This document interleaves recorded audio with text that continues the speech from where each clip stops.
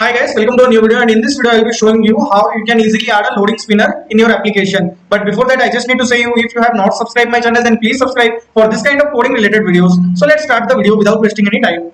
So you can see I have just created a white application which does not contain a lot of stuff. So I'll just explain you everything. See, I have just used a class that is container, which contains two things right now, that is the loader, and it is also containing one button, the click me. Like in your application you will be adding a loader is added in that scenario when you are performing any kind of operations and you don't want user to feel bad while staying on that screen. Instead you show a loading spinner. So what we will be doing, we will be adding an event on this button, and this button, when we click on that, it will behave as a request. That kind of scenario I will create in this CSS. What I have written, I'll just upload this to my GitHub. You can take a reference. It's basic CSS there, not much CSS I have written. Okay, just created a loading spinner, and this container I have centering everything and button style. Right now you can see my application. This is my application running, which have a button at the center. Because we are not showing the loading spinner, I have just made it to display none. Okay, I'm just removing that, and see what I will be doing. I will be adding an event here. I'll add on click. When this button is clicked, I will add handle submit is the function that will be called. And let me also create that function, const handle submit. And here we will be using useState. useState is a hook in React that is used for storing the initial state and the updated state throughout the user interaction. Like whenever user is interacting, at that time any state changes, this basically useState will handle it properly.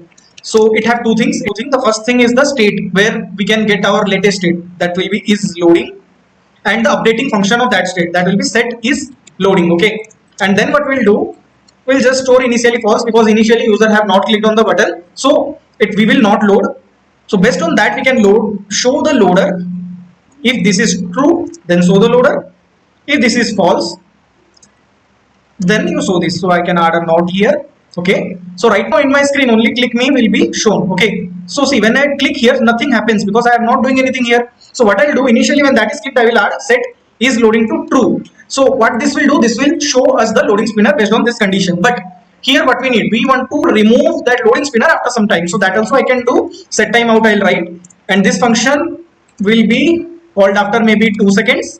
And in this, what it will be doing, it will be using set is loading for updating function and converting it into false so that it will disappear. Okay, so once this thing is done, then again this loading spinner will be disappeared and this button will be visible. So let me show you the practical thing.